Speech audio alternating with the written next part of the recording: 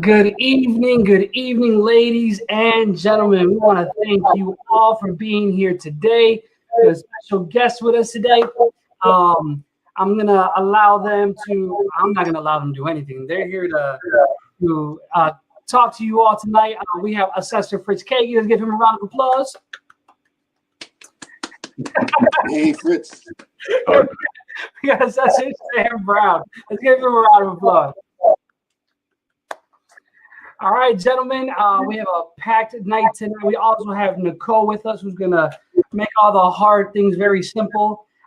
We want to give a big shout out to our communications team, Michelle, Priscilla, Teresa, Maura, Kelvin, Angelina. We're all here tonight. Ladies and gentlemen, last night we had an event, and I feel like a lot of people did not get their questions in on time. Here's what we would like to do.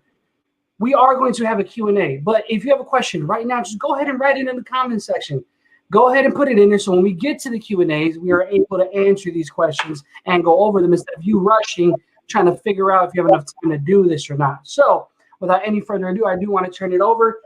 Gentlemen, let's have a great night tonight. All right, everybody. Well, I can start this off. Are you going to start, Sam, or should I? Go ahead, Assessor. Okay.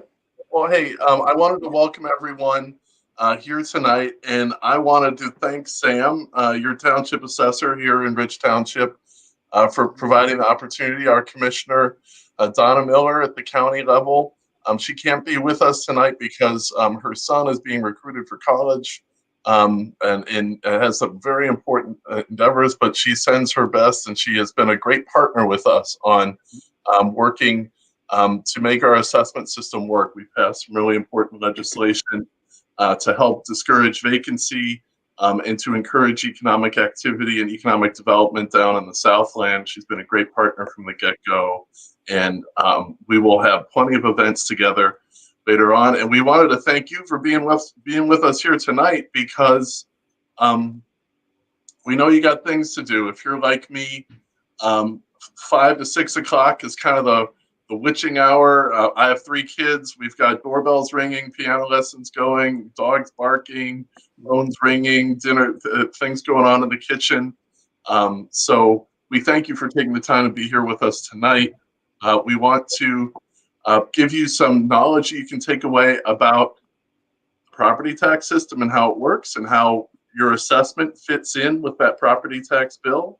We want to tell you how we came up with, give you some information about your neighborhood, what's going on in terms of housing values and housing trends in your neighborhood, how we came up with your assessment. And then some of you might have been surprised by the assessment result that you got and you don't think it was accurate and you want to appeal it, and we'll tell you how to do that too. So we want to give you all those things and be useful, and then we'll have a good conversation. And my team reminds me that Q&A is really the best part. It's the part that I love, and it goes best when you can put your questions in as they come to you. So you don't have to wait until we get to the Q&A period. Just type in your questions in the chat box. You might not. This might be the first time you're doing something like this, but if you can type in your questions in advance as they come, then our comms team, they can collate it all together, and we can have a really good discussion, and then we get to everyone. So Sam, you want to say a couple words before I go in and give this sort of high-level view? Sure. Thank you for having me with you guys tonight. It's pretty timely because we are in the throes of appeals for Rich Township. We'll be filing appeals from now until the 30th of the month. We'll probably physically cut off on the 29th because we're stacking up a bunch of paperwork that's going to have to be processed at the end, which gives us more time to see clients now. So, in fact, if you feel the need to appeal your property tax assessment, now is the time to make a move. You can do it online, and you get an explanation how to do it online. We're filing them online for clients that come into our office, and our appointment schedule has built up pretty quick. And unfortunately, I've got to go out of town next week to get my CEUs to continue my assessment assessor certification. I was supposed to do that months ago, but COVID came and all that stuff. So here we are now. Didn't have any idea we'd be doing appeals in October though, but here we are.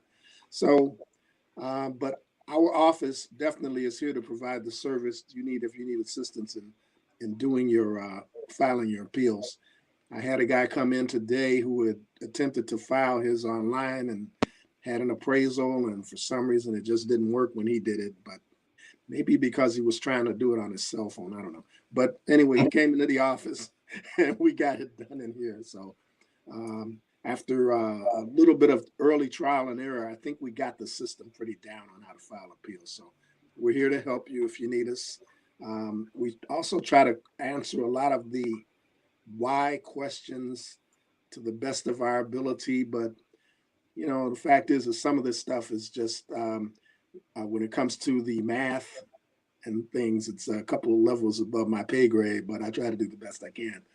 But as far as explaining the whys and why things are like they are, we try to go a long way toward helping people gain their understanding of, even if they don't like it, why our property tax system is what it is, and what potentially some things are beginning to get in place that can help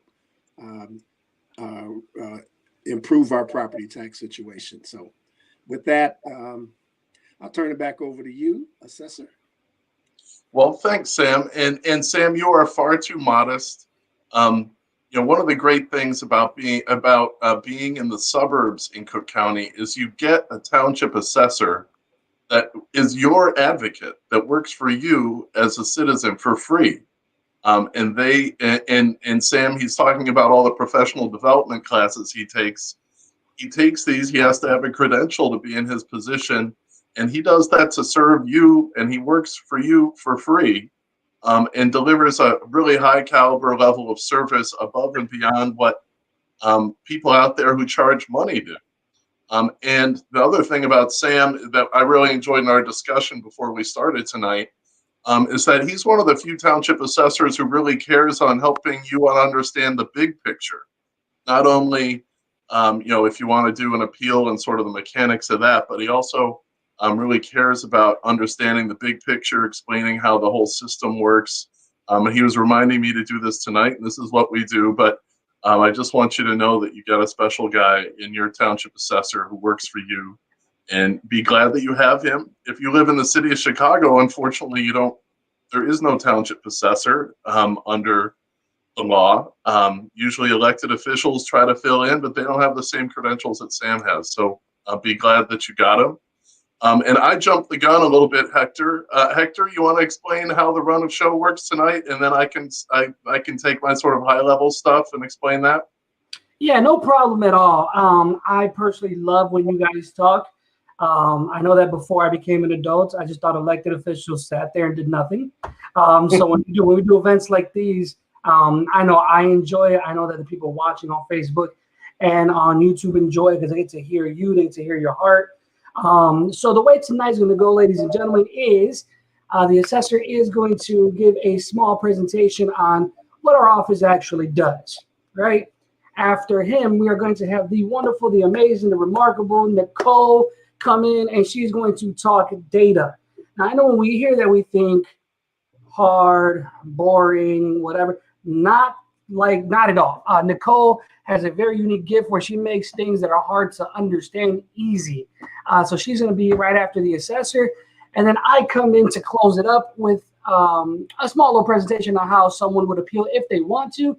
Then my favorite part of the night, the Q&A. So I don't want to take up any more time.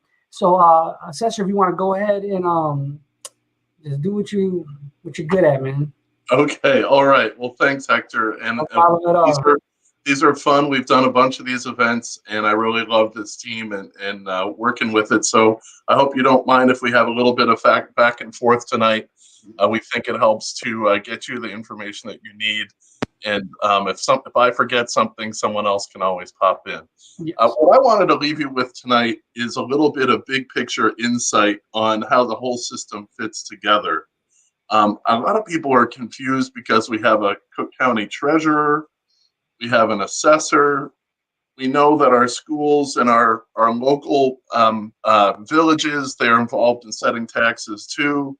And it's just really kind of confusing. And so I wanted to break down a little bit more about how what we do in the assessment system fits in with the larger tax system.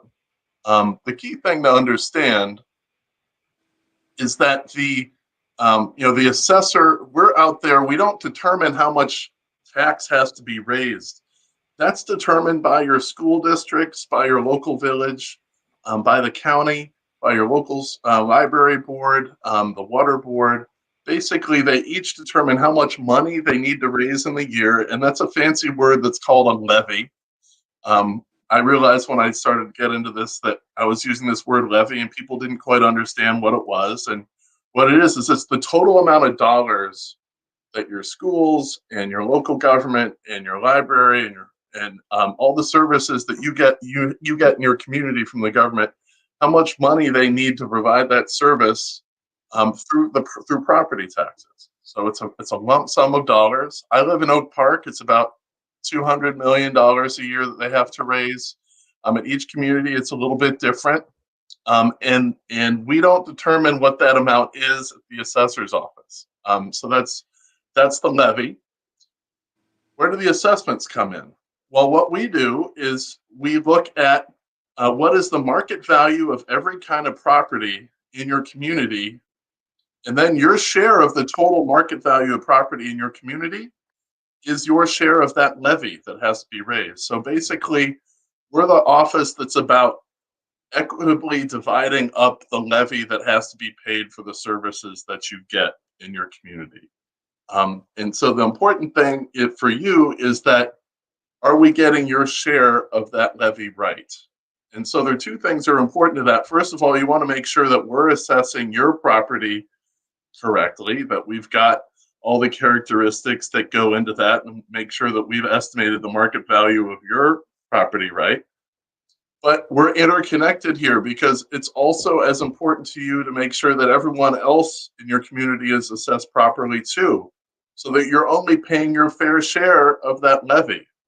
If we're assessing you properly, but there's big gaps in our assessments elsewhere and we're undervaluing properties elsewhere, that means that your share of that levy is too large, and you're picking up the tab for the others who are being underassessed. So we really strive hard to be accurate and fair for everyone in your community and other communities. This is our job. This is why we all do this work here at our office, because we're big believers in being fair and equitable to everyone, and why we're here with you tonight.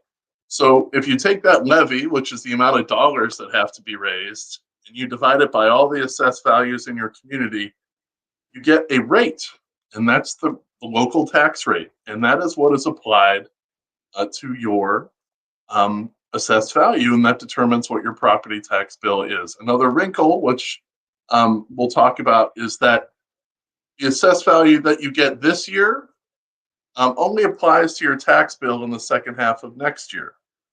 So there's a lag, and we have this lag in part so that we can make sure that we got your assessment right and got everyone else's assessment right, and so that the schools and the other taxing bodies in your community can make sure that they have their budgets set, and then that gets finally determined at the second half of next year, and you'll get it, and you'll see the impact on your tax bill next year. What we have seen in other communities in our administration when we are reassessing things is that we have seen some regressivity in how we assess homes. What does regressivity mean? That means in the past, more modest your home, the more likely we were to be over-assessing it, to guess a value that was too high compared to other properties. And that meant that lower valued homes, more modest homes, we're picking up the tab for more expensive homes, and that's not right. So we've really worked hard to fix that in the way we do our residential assessments. The other thing that we've tried to do and work very hard is to make sure that we're capturing all the different elements of value in commercial property. Some kinds of commercial property are underassessed. That means that homeowners and maybe small property owners have been picking up the tab for larger ones. So we've worked really hard to try to get good data on this to make sure that we're valuing everyone correctly. Now, when we did our reassessment of the north suburbs last year, that generally resulted in homeowners paying a slightly smaller share of that levy, and then commercial properties paying a little bit more. And generally, it was the largest commercial properties that have been the most underassessed, and we've worked towards correcting that. That's what we saw in the northern part of the suburbs last year. That's the area that we reassessed last year. This year, we're reassessing the south suburbs and west suburbs, including Rich Township. And we have seen that tendency again this year. If you look at residential assessed values in Rich Township, they've been kind of steady. We're trying to fix the issue of regressivity, especially for more modest homes. And then on the commercial side, we've seen commercial grow more than residential, and commercial share of assessed value has grown as a share of the pie, especially for some of the larger properties. So that is the tendency so far, but it's not necessarily the case in every community that will be true. Every community is a little bit different. The mix of assessed value in their communities is different. We have to remember that. And then the final complicating thing this year is that we have COVID, which has had such a devastating impact on families, on the economy, on many different elements of commercial property. Certain communities have been especially impacted. And when we were sending out assessments this year, just as COVID was hitting, we stopped, we halted the assessments that we were sending out. We gathered data on what we thought the impact of COVID was on the market. And then we sent out our assessments, including a factor for the impact of COVID. For single family homes, it's between 8 and 12%. For 2 to 6 flats, it's a little bit bigger than that. For commercial properties, in some cases, it's bigger than that. For retail and lodging, for example, but for other kind of commercial properties, not much of an impact at all. And remember, this is only applied on top of the new assessed values that we had before COVID. So it's a little complicated. Nicole will go into a little bit more detail on how we worked out the math on that. She'll tell you a little bit more about what happened in the market. But I really wanted to help you guys understand that we're the part of the property tax system that's about equitably dividing up a bill that's already been determined by your taxing bodies. And how does the county treasurer fit into this? Well, they're the ones who send out the bill on behalf of those taxing bodies. So we've really focused on cleaning up our data, making the system more fair and equitable, and we've worked really hard to show how we got to our numbers. And Nicole will tell you a little bit more about that. We're very proud to have been working with your leaders in the south suburbs on fixing the system, fixing the unfairness, fixing the regressivity. So Commissioner Miller, who's not here, has worked with us to make sure that we're not giving unnecessary discounts or favors to folks who keep properties vacant. We both believe that we need to make sure that we're accurately doing that so that we're not punishing other folks who faithfully keep their businesses open or are staying in the community. And we shouldn't be picking up the tab for folks we don't want to incentivize vacancy. So we worked with her and passed an ordinance at the county level that allows municipalities, for example, the village that you live in, that if there's a property that's getting an economic incentive to be there, but it's vacant, the village can ask for the incentive to be taken away. And then when we do that, then their assessed value can increase, and that can encourage the occupancy and use of that property. And that helps communities a bunch of ways. That helps the businesses that are nearby so they get all the traffic that they need. That helps with sales taxes so that we don't have to lean so heavily on property taxes. And it helps employment, and of course it helps vitality in the neighborhood. So she's been a wonderful partner with us on that, and we salute her leadership on these issues. The other thing I wanted to mention is that we worked very hard in Springfield to get a bill that allows us to capture all the data that we need to do a good job in valuing commercial properties. And when there are gaps in the data, that leads to disparities. And the disparities have a tendency to give favors to really big commercial properties, and it also tends to disfavor small commercial properties who are not nearly as profitable or efficient or valuable as the big properties. And having all the data that we need can really help us to eliminate the disparity that comes from those data gaps. So we worked hard to pass a data modernization bill in Springfield. We passed it by a bipartisan supermajority last year in the Senate. It's in the House. We have the sponsorship of Assistant Majority Leader Will Davis from the South Suburbs. And we're really proud to have many other partners of your elected officials in the South Suburbs who've supported us on this. And we need a vote in the House. We'll be working hard to get this coming up. I think in the last year with COVID, it underlines more than ever why we need to make sure that we're using up-to-date data and the gaps in our data are not creating even worse disparities on top of the disparities that already exist. Other thing I want to mention is that we've used our voice to make sure that we can get other sources of revenue for our schools that don't have to come from property taxes. 2/3 of property taxes are for schools, and nowhere in the country are local communities expected to pick up the tab more from property taxes for school expenses than here in Illinois. And nowhere is that true and have greater damage than in the South Suburbs. We want to invest in our kids' education, but when there's so little value in the real estate because of the past housing crisis and deindustrialization, economic segregation, racial segregation, all these things have tended to depress values in the South Suburbs while they still have to maintain all the costs of educating kids. They shouldn't have to make up the difference in all through property taxes. It causes rates, even if we can all agree on the assessments, to be much higher than in the rest of the county, and it destroys intergenerational wealth. It's not fair, and the state and the federal government should be doing more to pick up the cost of paying for the education of our children. The federal government, in our Constitution, it says the federal government is supposed to provide for the general welfare, and it is not doing enough to provide for the welfare of our children through helping to pay for education. We've really been raising our voice on this. It can make a big difference. The federal government does just a little bit more than what it's been doing. Our state is number 50 in the United States for helping to support the funding of the education of your children through local school districts. The state only provides about 25% of the cost of educating a child in kindergarten through high school. That is dead last in the United States. Most other states, it's closer to 50%. In Indiana, it's closer to 50%.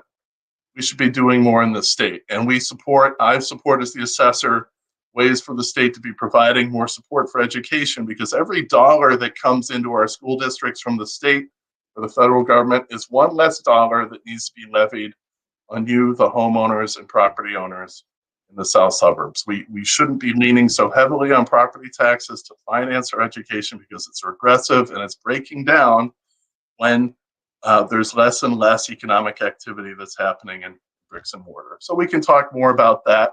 But now let's talk about what's been going on here in the Southland in Rich Township, how we came up with your assessments, and Nicole can take it away from here. Wonderful, thank you. And Assessor Brown, wonderful to meet you too.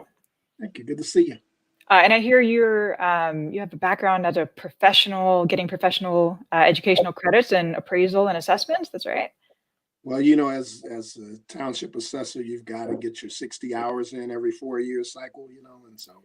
All right, well, bring on the hard questions. Trying to finish it up. I look forward to your questions. So I'm really excited to share some data with folks tonight. Most of what I share is available on the assessor's website. If you go to cookcountyassessor.com and you see this yellow banner here on the side, and you can see Rich is underlined right there. That means we've got a report right there for you. So you can just click on that and you can see even more information than what I'm going to share tonight. I'll be pretty quick tonight, I hope. But we have, snapshots of a report. We have an interactive map. So if anyone who's watching right now wants to see more information about a particular area, like if you know your neighborhood code, just drop it in the chat and we can see if we have time to answer that. For now, I'll get started.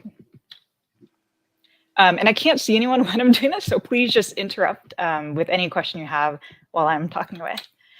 All right, so reassessments are every 3 years. That means this office every 3 years has an opportunity to kind of re-divvy up that slice of the pie to make sure that everyone's property values are reasonably fair and accurate. So Rich Township was last reassessed, fully reassessed in 2017, and then we've just reassessed it again in 2020. And as Fritz mentioned, the assessments that you received in the mail this year won't have an effect on your tax bill until next summer. Our office's goal is to estimate the value of your property within a pretty reasonable range of accuracy. This isn't something that's set in state law or anything. It's actually just the standard that we at the assessor's office hold ourselves to. So we try to get that estimate of your home's value to within 10%. So if you received a notice for a home where we think your home's value is $10,000 or $100,000, that means we think it's between 90 and 110. So our goal is that reasonable range. And tonight I want to talk about how we got there. We basically did 2 steps. For each home, we first collected a whole bunch of sales data of similar homes nearby. And we used that data to calculate trends in sale values. One of the weird things about Cook County and why our property tax system is so so confusing is because our job is to produce a market-based estimate. So it's reality-based. So we have to turn to the market to find out an estimate of your home's value. Second, we also applied COVID-19 adjustments. So when you receive that reassessment notice in the mail, there's kind of 2 things that were going on in that number that was on this notice. The first thing is, kind of taking into account recent market activity, and the second is that COVID adjustment. And we use similar types of homes in producing an estimated value for each home. All right, so I want to talk about Rich Township's real estate trends. So first, I'm going to talk about sale prices. And actually, Assessor Brown, I'd be curious to hear your take on this data too. So in Rich Township, I think something like 5% of properties sell in a given year. So right now, I just want to talk about those sale prices. So what's going on in Rich Township over the last couple of years? Have prices gone up? Have they gone down? According to our data, we found that overall, from 2015 to 2019, right at the end of 2019, sale prices have gone up, and this is a sign of good recovery and of economic health in Rich Township. So we found that in this kind of 3-year period from, come back. Here's my pen. In this three-year period from 2016 to 2019, there's actually a 27% increase in median sale prices. So we find that homeowner equity has gone up. Now let's turn to the estimated market values that we mail to every property owner. So, our job is not to just produce an estimate of a home for a home that sold, but everyone. And over time, here's what we've seen. So over this last, 3-year, that triennial cycle, we've seen that overall there's a median change of about 1% in estimated market value. So it's, like that. So a couple of observations about this. First, we can compare 2016 to in actual sale values to that reassessment that happened in 2017. So, Fritz, I don't know if you want to kind of chip in here, but what do you guys kind of observe about this difference between 2016 and 2017? So 2017, we used the last couple of years of data to produce that value. Well, I think a lot of people would ask, Nicole, why is the line on the left going up, but the line on the right staying flat? Like, why would they be different? A couple of different reasons. So one option is, maybe the line on the right is flat because of what we did in 2020, but maybe the line on the right is flat because of what happened in 2017. If we compare the estimated values that were mailed to property owners that determine your tax bills for 2017, 18, 19, that number looks a little high to me compared to the actual sale prices that we see in the market in this analysis right now for 2016. It looks like it's over 20K higher. So I think one possible reason that that line on the right is flat for the CCO's values, it's not about anything it might be more about what happened in 2017. You mentioned earlier that there's been this historic pattern of regressivity. That's literally what this shows us. We think that that was true in Rich Township. So we're hoping that we're working towards correcting this. And Nicole, in the ending point that we have, where we are in our assessments is right around where the sales prices are, right? It seems like they're sort of right about in the same spot where they should be. Ish, yeah. And every home is different. I should say these lines are medians, which is it's basically an average. You'll see these dotted lines here too. That's basically, if you're in between the dotted lines, that means half of homes are within those two dotted lines. So the other half are even lower, even higher. That's right. And Rich Township has many different communities in it as well. So this isn't necessarily what would be happening in your neighborhood. And we'll be talking a little bit more about what's going on in the neighborhoods. Well, a lot of what I get from people is when I see their assessments, kind of a wishful thinking in terms of, I wish I could sell my house for what the assessor says it's worth. Right. Well, and if there are indications that you can't sell it, for what we've assessed it at, that's something that's good to know. That's a good piece of evidence. So this is why we're doing this tonight. Why we try to show you, hey, we're not making this up. Here's where we get our numbers from, and if it's always possible that we're getting our numbers from sources that don't necessarily reflect what's going on with your house, and that's how data is so important to what we do. Yeah, exactly. If we think your house is bigger than it actually is, we're gonna think it's worth more than it actually is. So. I want to make sure that we have enough time to talk about COVID. So it's that second part of that equation that I talked about earlier. Brief little sidestep. Rich is comprised of a whole bunch of different neighborhoods, lots of different sizes of neighborhoods. If you're not sure what your assessment neighborhood code is, you can actually find it on your reassessment notice, or you can Google Cook Viewer, type in your address, and it'll pop up right there. The reason to know your neighborhood code is because that is the information that you'll know to find your COVID adjustment. As Fritz mentioned, we calculated COVID adjustments earlier this year. And we did it for homeowners using estimates of unemployment. And the reason for that is typically when unemployment rises, housing prices tend to fall. So our first step was estimating unemployment across the county. Here, areas that are more red are estimated to have higher increases in unemployment. And our second step was to calculate COVID adjustments. We determined that housing prices in the rest of 2020 would fall about 10% compared to where they were, way back in the beginning of 2020 before COVID happened. But, not every home would be 20%. And so, or 10%, sorry. So that adjustment was basically made based on unemployment rates. So regions with higher unemployment rates had larger COVID adjustments, and COVID adjustments ranged from -7% to -12% if you're a homeowner of a single family home or condo, a little bit larger for some multifamily homes. And here's what we did in Ridge. So this is zoomed in on that neighborhood map earlier. So here on the left, you can see where we think unemployment increased the most, and then on the right, where the COVID adjustments were. And if you go to the full report, you can actually see, the huge, there's so much data there. You can find your neighborhood, and you can find information about, what was the median sale price of a home in my neighborhood, what was the COVID adjustment in my neighborhood. It's all on our reports online. And I wanted to wrap up with some graphs, and you don't really have to know what these things mean. All you have to know is that green area is the goal of where we want to be. And so we're showing these things over time. Our office has 3 goals: to be accurate, but also to be consistent and equitable. And what we've seen is that over the last 5 years, we think that these are the most consistent and equitable assessments for Rich Township. So we're really happy to see these trends.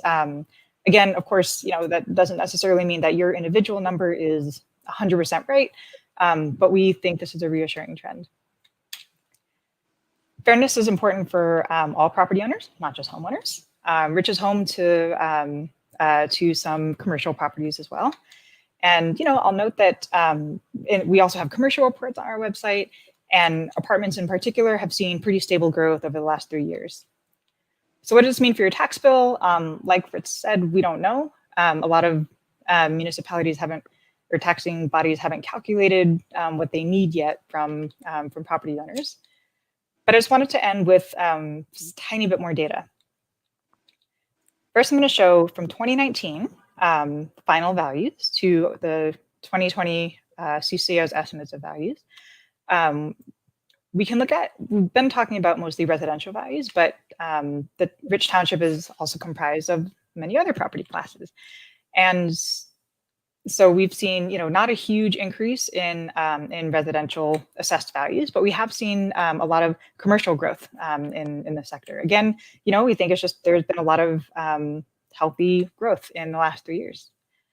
And so we can think about it in terms of the increase in assessed value, but we can also think about it in terms of what's your share of the pie. So what's your kind of percentage?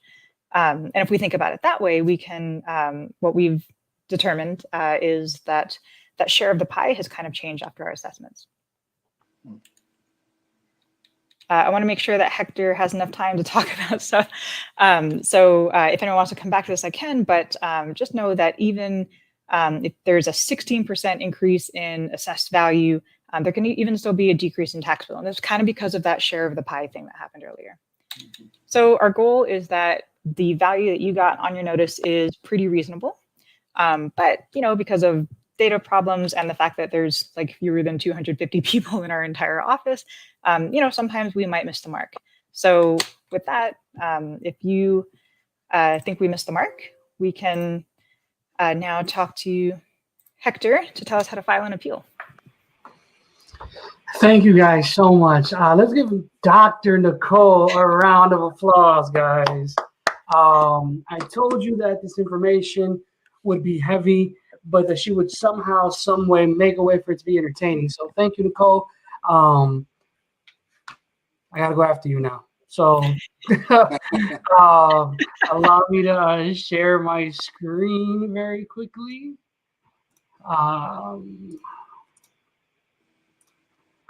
All right, just like Nicole said, when I'm sharing my screen, I don't know what's happening on the computer. So hopefully this is you guys can see everything that I'm seeing. So building a better assessor's office, ladies and gentlemen, it's super simple. You will receive one of these notices within the next year, right? So when you're being reassessed, you get a reassessment notice. This assessment notice has a picture of your home on the top right-hand corner. Now, earlier, Nicole was talking about neighborhood codes and where you could find this information. I want to let everybody know right now that this first notice is not a tax bill. However, it does have very important information, right? It has your PIN number, your township, your neighborhood code, which you are going to need if you want to search where everything Nicole was talking about.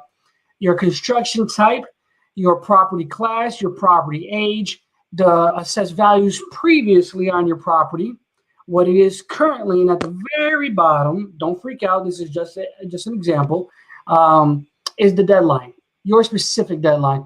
There are 38 different townships. Each township has its own due date or deadline, so please be aware of that. On the right-hand side, you'll see another notice. This is a tax bill, a property tax bill, right? These are issued by the Cook County Treasurer's Office. The assessment notices are issued by the Cook County Assessor's Office. That's us, the ones who have been doing digital events since March. But we have the tax bill here. You're going to get 2 of these a year, right? You're going to get a blue one in February that does not have any discounts or exemptions on it, and it is 55% of the previous year's tax bill. Then you're going to get a yellow one.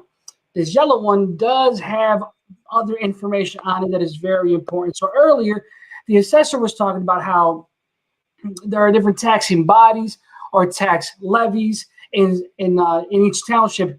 This is what he's talking about. This is actually itemized on your tax bill. I just blew it up. literally everywhere your money goes is right here in front of you. You can trace it down to the cent, right? And you can see what it was last year, what the values were, how much the county needed from you, how much the township needed from you, how much the school needed from you, how much your miscellaneous needed from you. So you can track that. You can see what it was last year and what it is this year. Also, what you can do is on your tax bill, you also have this information, your tax calculator. This has the value of your home. This has value of your home, sorry. It has the state equalizer. The state equalizer is uniform to everyone in Cook County. The state equalizer is decided upon by the Department of Revenue. They decide what number makes our county equal to all the other counties in Illinois. Then you have your local township tax rate. Like I said earlier, there are 38 different townships. Each township has its own tax rate. Some townships have more than one tax rate. So it's very dangerous to compare tax bills to tax bills because the information may not always be the same. But this number changes every single year. Your township tax rate changes every single year, and so does your state equalizer. So earlier, the assessor was talking about how values change. They go up and down. Sometimes tax bills go up and down. This is exactly why. Everyone's very quick to blame our office. But in fact, your value doesn't change with our office for 3 years unless you appeal and it gets reduced. So if your value stays the same for 3 years, but your tax bill keeps going up, it is because your township tax rate and it is because the state equalizer. Also on the right-hand side of there are your discounts. Your homeowner exemption, your senior citizen exemption, your senior freeze exemption, your disabled person exemption, returning veteran exemption, persons disabled person, disabled veteran, returning veteran, sorry. That would all be right here. And Hector, if I could just break in here, I wanted to give a shout out to your local state reps and senators who helped us get passed after a long time of languishing for almost a decade in the General Assembly, a bill that automatically renewed the senior exemption. So it used to be that seniors over 500,000 in Cook County every year had to recertify and refile for their senior exemption and state that they were still over 65, which is a little ridiculous. It's a pretty well-known biological process. And it was a chore, and tens of thousands of people would forget to do it. My dad forgot to do it when he was in bereavement when my mom died. And then we know so many other seniors who have difficulties in doing that, and it's not fair. This is an exemption that every senior is entitled to. So we worked hard. We worked on the data side, and we got the senior exemption passed. So your representatives, Will Davis and Debbie Myers-Martin, and your senators, Toy Hutchinson, who I know is no longer your senator, Napoleon Harris, Senator Hastings, they helped us to get this passed, and we did it. And it served you. And boy, we got it done just in time, because imagine if we had tens of thousands of seniors who would have to come to our office during COVID with paper forms. It would have been bad. And we got that out of the way. We also, this year, we extended that idea with automatic renewal of some other seniors and disabled and veterans exemptions just for this year because of COVID. So wanted to give that shout out to your state reps who helped us make a better system. No, absolutely. That is that's going to be super crucial because COVID was definitely unforeseen. No one knew it was going to happen. So I'm grateful that we do have a system in place to take care of our taxpayers outside of the office. Like I said earlier, Dr. Nicole is a genius when it comes to creating things, taking complex ideas and making them simple. So she created this chart that we have here. We are in 2020, so the southern portion of the county, which is yellow or golden, is being reassessed right now. Next year is the city, which is the baby blue portion. And then the year after that is the northern part of the county, which is the darker blue. Now, why are we here tonight, ladies and gentlemen? We're here because you may want to appeal, right? You might be one of these taxpayers who says, hey, guys, I don't agree. So here's just what it is, guys. If you look at your assessment notice and you say, hey, you know what? I think I can sell my home for this much. You should not be filing an appeal. If you agree with the value that's given to your property and you feel you can sell your home for that much, you have nothing to do. Now, if you look at that value and you say, guys, there's no way my house is worth this much. There's no way I could sell my home for this much. Then you're definitely in the right place tonight. So if you disagree with the value you were given, you want to file an appeal. But you have to have a reason why you want to file. I've done a lot of these, and I always hear, well, I filed because I saw it on the news, or I filed because my girlfriend told me to, or I filed because my friend did it. That's cool, but you have to have a reason why you're appealing. I'm going to go over those reasons in a second, but once you file your appeal and your evidence is submitted, an analyst will then go and say, okay, you know what? They're right. We are going to give them a change or a decrease in value, or sorry, we're not going to. I'm going to leave this screen up for a second just so you can take a picture of it or for you to take a screenshot of it. If you want to file an appeal, but you have to go and you've been waiting for this part of the night, just go to cookcountyassessor.com/online-appeals with an S. I see that some of our coworkers are in here right now already copying and pasting that link into the comment section. So go ahead and click on that. Guys, from here, you can create your appeal. You can save it. You can revise it. You can edit it. You can submit supporting documentation. Assessor Brown, earlier you said that someone was trying to submit, but they couldn't attach their they could not attach their attachments. Yeah. Well, it's crazy because I actually did mine from my phone. Okay. And I was able to attach my attachments from my phone. I would just encourage that taxpayer to make sure they're in good Wi-Fi, right? Well, yeah. Well, he came in here, and because I was for the longest time, I'm trying to figure out, well, if you're trying to do it online, why are you in here? You know. So it came out that he couldn't get that appraisal to upload. So we were able to do it here in the office. Yeah. And we're going to go over some reasons why things may not upload. So we're going to get to that. So we're definitely going to come back to have that conversation. And always remember, guys, that with our office, filing an appeal is free. Do you need an attorney? Absolutely not. Can you hire an attorney? Absolutely. Is there a special code that they have? Do they know somebody? Negative. That is not how our office runs. We are ethical. We are transparent. We try to be as fair as humanly possible.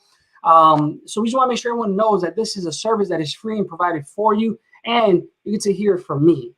I work here. I know what I'm doing. So you get the information for free, right? And you got the boss. And then you got the other boss. And then you got the doctor. Like, we're all here to help you guys, you know? We got Sam Brown, who works for you free. Yeah. The amazingly credentialed Township Assessor who works for you for free if you need help.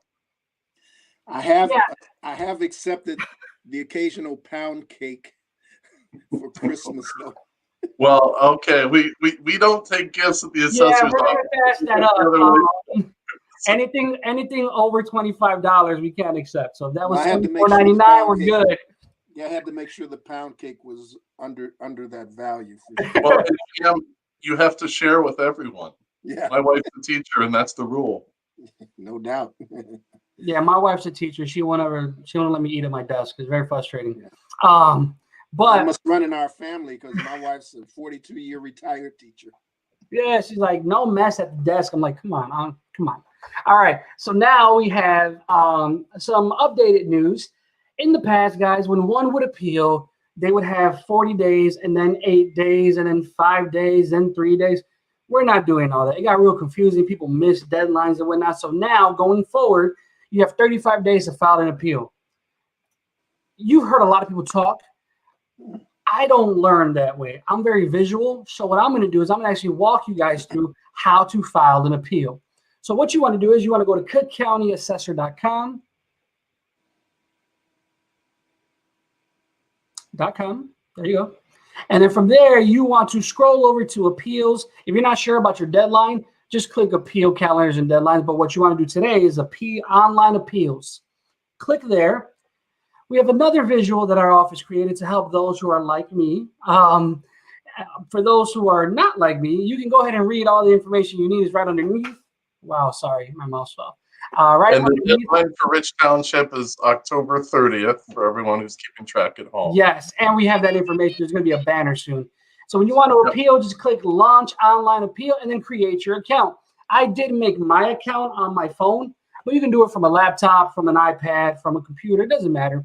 And once you create your account, you go ahead and log in. If you are a residential property, that means you have a house and your PIN number ends in 0000. Let me see if I can zoom this in very quickly. I cannot. Shoot. Well, 0000, your residential property. If you have a condo, your PIN number ends in something like 1347 or 3212, something like that, a different combination. Regardless, you want to make sure you grab the correct appeal. So if you're a residential, you want the residential appeal. If you're the condo, you want the condo co-op appeal. What we're going to do tonight is the residential because that's the majority. Sorry. So now, when you get in, the first thing we want to do is verify your parcel, verify your property. So it's super easy. Just go ahead and give us your PIN number, give us your address, your zip code, your property class, and click next. From there, we want to know, are you appealing for this year only, or was there a factual error that you needed to appeal for previous years? For example, incorrect square footage, like someone stated earlier, or maybe there was our office says you have a building with 6 apartments or less, but you really have a condo, right? There's a factual error. Then you want to go ahead and check the years that apply. After that, we want to make sure you don't have more than one PIN number. These are called prorated properties. That means you have multiple PINs. How do you know if you have multiple PINs? Super simple. If you get 2 tax bills a year, you don't have multiple PINs. If you have more than 2 tax bills for the same property, then you have multiple PINs, and you would just give us that information here. Next, we want to know who you are. Are you the attorney? Are you the taxpayer? Are you the tenant? Are you the executor? We need to know who you are when you're filing this information. And please, guys, sometimes when we do this, it auto-populates with the previous owner's information. So you have to double check this information. So once you click you're the taxpayer, just go ahead and put your name. Even if it says just go ahead and write your name, type your name in, your address, your city, your phone number, and your email for us. Now, a lot of times we get emails that say, hey guys, you have me down for 3 bathrooms, and that's not true. I only have 1, or I only have 2. Or hey guys, my home is not 100 years old, it's only 60. Whatever the case is, if you have a characteristic change that needs to be made, this is where you would do that. And it's super simple. You just click or you highlight and retype. That's how you would correct those issues there. Now, earlier we talked about reasons why one would appeal, right? You need reasons. You have to have a legitimate concern or idea of like, hey, this doesn't seem right? So what are those reasons? Well, the first one is lack of uniformity. That means myself and Nicole live in the same area, same size of the property, same builder, same construction, same color, same everything. But for whatever reason, Nicole's value is less than mine, which means mine is not uniform or comparable to hers. And I want to know why. Most taxpayers choose lack of uniformity, and you can choose more than one reason for appealing.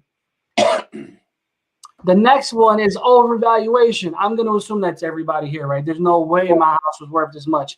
If my house was worth this much, I would give you the keys right now, right? The next one is vacancy, as the assessor was talking about earlier. If you want to file for vacancy, you have to prove it. How do you prove it? Real simple. Just take a picture. And I will show you how to upload that in a second. Fire damage, same thing. We need proof. We need police reports, fire reports, incident reports, insurance claims, insurance reports, pictures, everything that you can to provide that with us, to provide that for us. Next, we have property description error. That's kind of what we were just talking about, how our office says you have a building with 6 apartments or less, but you really have a single family home, or we say you have a ranch style home or a bungalow, but you really have a 2-story. There's an actual factual error. The next one is building is uninhabitable. This means you physically cannot live there. It does not mean that the house is ugly. It does not mean that it's small, that you don't have a walk-in closet. This means you physically cannot live there. The next one is building no longer exists. That is self-explanatory. If there is no building,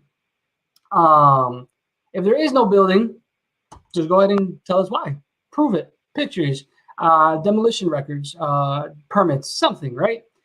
The last one is other. Other is a little bit different. Other is like acts of God, right? So let's say it's raining, storm, thunder, everything, and lightning hits a tree in front of your house, and the tree falls and smashes your home. None of these reasons for appealing identify that. So that's why you would check other. We also have something unique that makes us different from all the other agencies in the county. If you look here, we have a field check request also. What does that mean? That means if you check this option, someone from our office will actually go to your home and redraw and remeasure your property. They do not have to enter your home. We will not make an appointment with you. You don't have to make an appointment with us. This is just something we are going to do. If you want a field check, just tell us why. Just let us know what we're going to be looking at.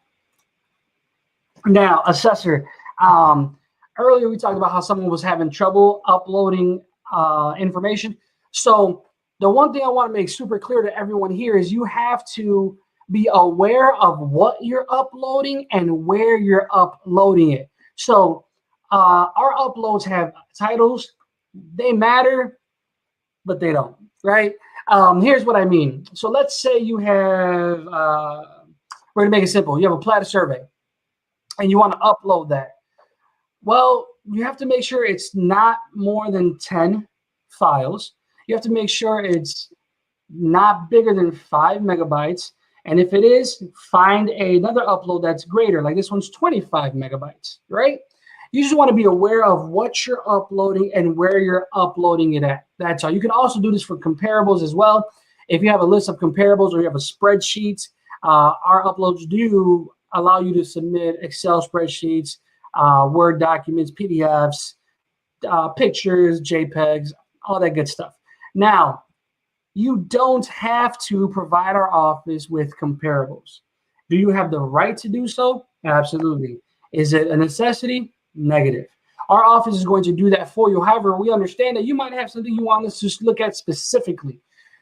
Then the question comes up, well, hey, how do we find comparables? Super easy, especially for you all in the south suburbs. You have your Township Assessor's office. They have a program called the AIM program, AIM. I've seen this bad boy in action. It literally takes 22 seconds. You go in, you put in your PIN number, you press the enter button, and then you get pages of comparables. Assessor Brown, am I correct?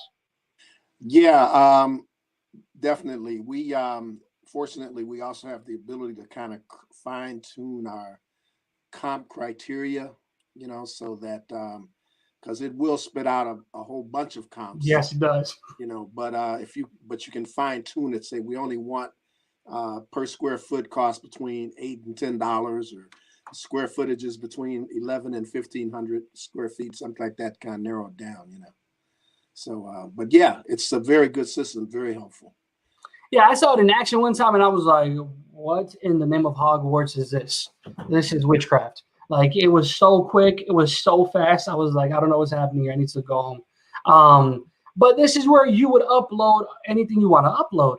Now, I don't know why this happens, but when we get to this part, a lot of people just forget, right? So I'm going to take my time.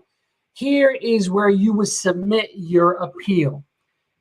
Please be advised that once you click submit, you will not be able to make changes or add additional documents to this filing. Ladies and gentlemen, once you click the submit button, you are done.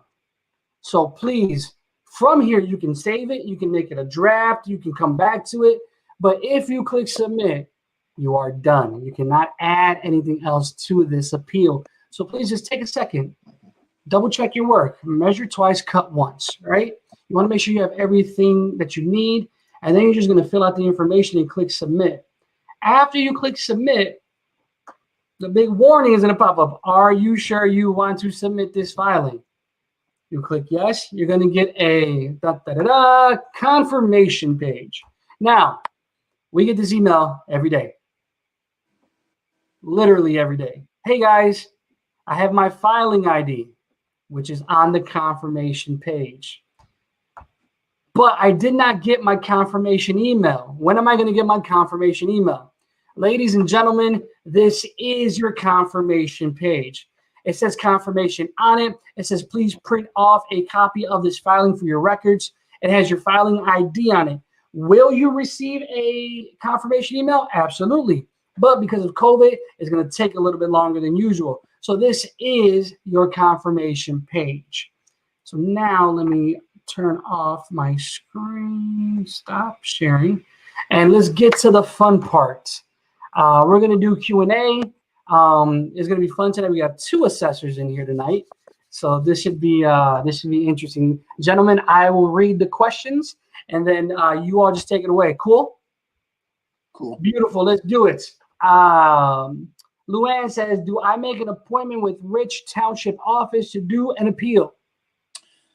Yes, we work by appointment only. Our slots are running out rapidly.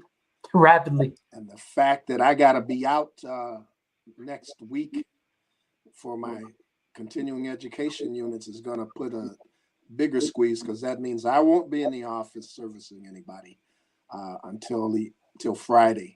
So I would suggest, if you want to make an appointment, make it post haste quickly. Yeah. There we go. Well, supplies last. Here's our wanted to add appointment number: 708-228-5037. Don't get discouraged if you can't get through. Leave a message, and somebody will generally call you back within 24 hours, because that's the appointment line is strictly for appointments. So we know why you're calling. And if Sam isn't available, I would suggest he be your first port of call. But we also have a district office of the Cook County Assessor's office in Markham, which could be convenient for you. And you can do that you have to schedule an appointment at our office too. This is a protocol that we have because of COVID. Normally you can come, in normal times, you can come anytime and come to the office, but you do have to schedule an appointment now for your safety and everyone else's safety. But you can do that at our office. The Markham office is great. It's there for you. Take advantage of it. And right here on the website, you can see how to make an appointment right on our site. This is a YouTube question. These are worth 10 points, gentlemen. How can you obtain a copy of this year's tax bill if it has been misplaced? That's pretty simple. Go to the treasurer's website, and you can, if you don't have your PIN number, it'll take your address. That's right. You can retrieve a copy of your tax bill that way, no charge. Ding, ding, ding, ding, ding. Good job. That's exactly what I was going to say. All right. I want you can print out anyone's tax bill, actually, if you just put in their PIN on that treasurer site. Yeah. If you have it. If not, you can use your address. Mm-hmm. Joanna says, West Chicago Township, any info when it opens up again? For that info, oh, I'm sorry. Go ahead, guys. Actually, why don't you take that, Hector? All right. On the tip of your tongue. I forget sometimes. I'm sorry. For that information, all you have to do is go to our website, cookcountyassessor.com, and then you want to go to appeals and then appeal deadlines. I actually saw the link in here earlier. Somebody posted it. I just got to find it. But someone posted the link in here earlier, and it's very simple. Once you click there it is right on the screen, guys. Go ahead and take a picture of that, Joanna, or type it in. And then all you got to do is find your township. We have a nice list. Everything's organized. If you're struggling to find your township, just press Control F. That's the find button. And just type in your township. Yvonne says, when is proviso going to be reassessed? Well, we just reassessed it, Yvonne. And I believe the deadline for proviso has now, has it closed yet? Do we have any? Is it still open? Yeah, shout out to Teresa Chandler. It closed October 5th. Okay, so we have closed. We just did the reassessment and proviso. An important thing to know is if an assessment was sent to you that did not have the COVID adjustment in it, we have added that in, even if you did not take any action, even if you didn't file an appeal. we gave the COVID adjustment to everyone. Some people in Proviso received notices that didn't include the COVID adjustment. And you can go to our website to find if you're, to see exactly what your assessment is with the COVID adjustment, just to make sure. And if there's, you all have a second chance to appeal at the Cook County Board review if you feel like there was some mistake or we didn't get the number right, or even with the COVID adjustment, it's not accurate. For sure. Next question.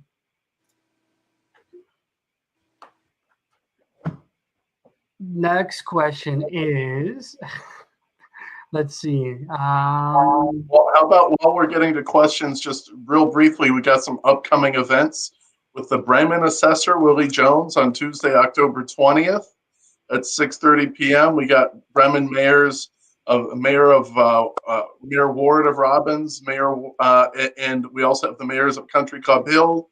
We have the Mayor Agpala of Markham. And then on Wednesday, October 21st, that's on Wednesday, October 21st, 5:30 p.m. And then we have the Mayor of Richton Park, Mayor Reinbold, on October 22nd at 6:30 p.m. We've got Bremen Assessor Willie Jones again on October 20th, 6:30 to 7:30 p.m. And just wanted to get those plugs in while we wait for the next question. We got one, Hector? I don't see one. We did all the questions. Wow. Okay, well, we have gone a little bit over. Yes. Everyone gives us a little bit of forbearance for that with the COVID conditions. Sam, you wanted to say anything else? Maybe get in a last plug for people to make an appointment with you? Yeah, please call us at 708-228-5037. I've got a person on staff that makes appointments, and we've got 3 other staff that help us out with the appeals. I'm not the only one doing them, thankfully. And the other thing I want to just kind of touch on is that I'd like for people to consider that the appeal process, or getting an appeal, is kind of just one aspect of what we all ultimately want, which is a lower tax bill. Appeals alone is not the solution to lower tax bills. We really want people to get involved with their elected representatives. That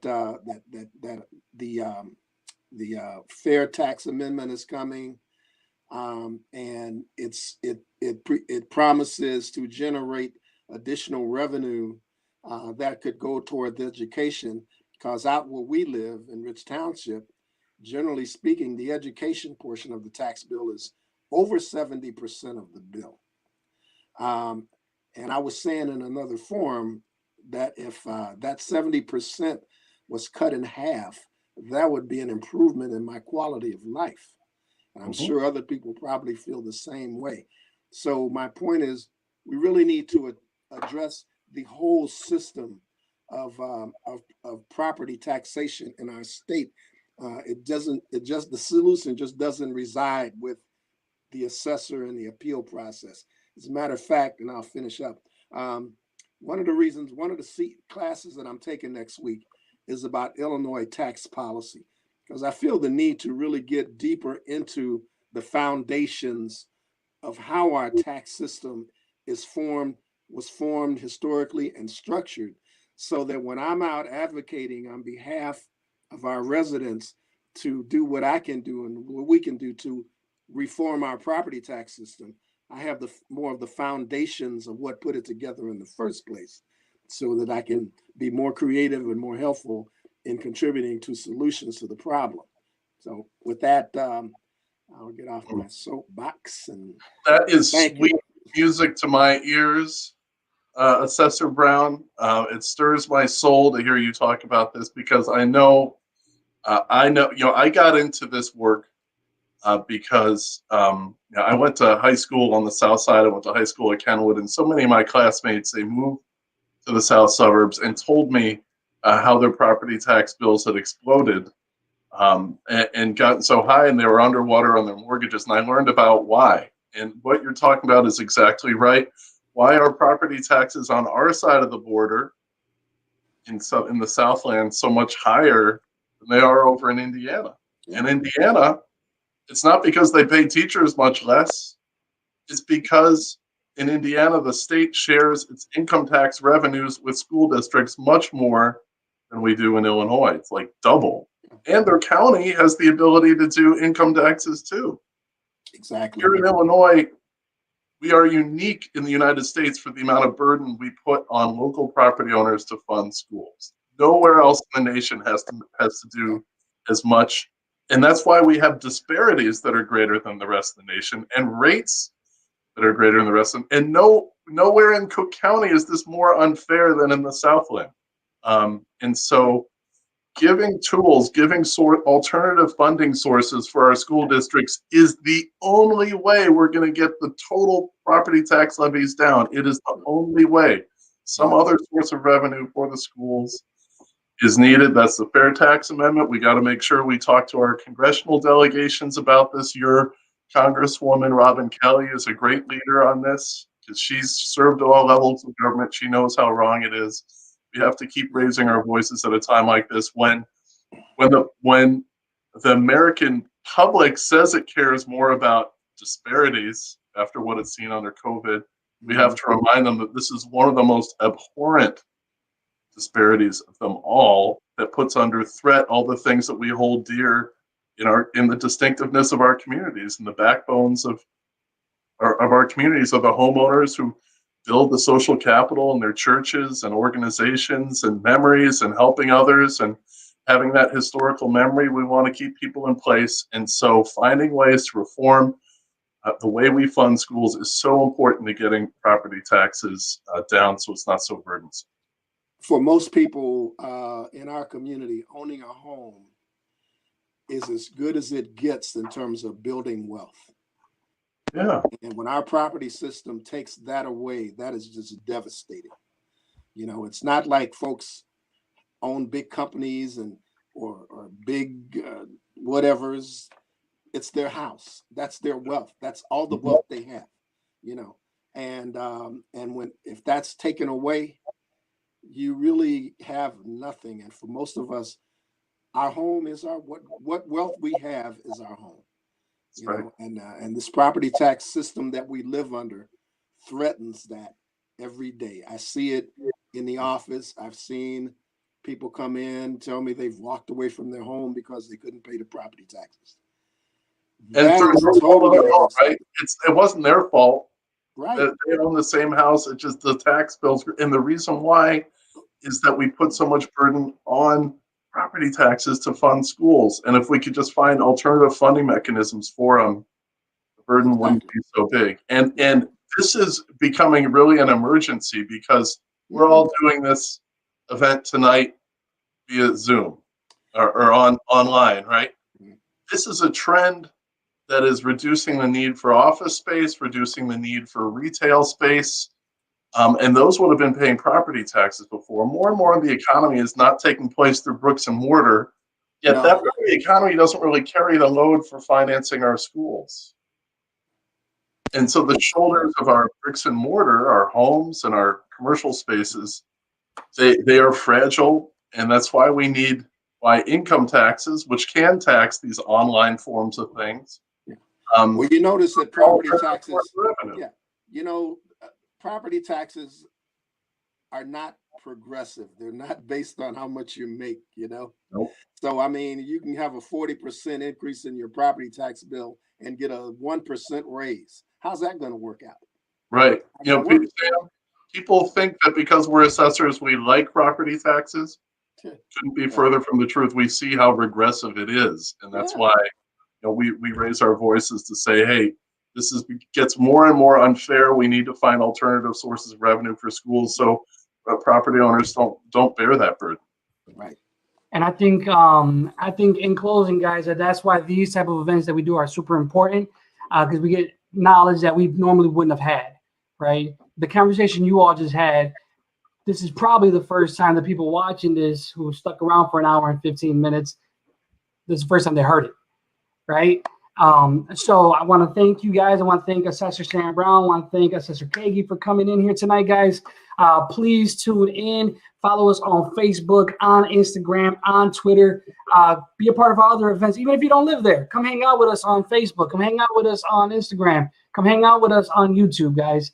We want to thank you guys. You guys be safe. You guys have a great night. Be wise, be safe, and above all else, be blessed. You guys have a good night. Good night and have a good dinner if you haven't had a chance yet. I'm definitely about to do that. Good to see you guys. Take care, okay? See you later. Thanks, Sam.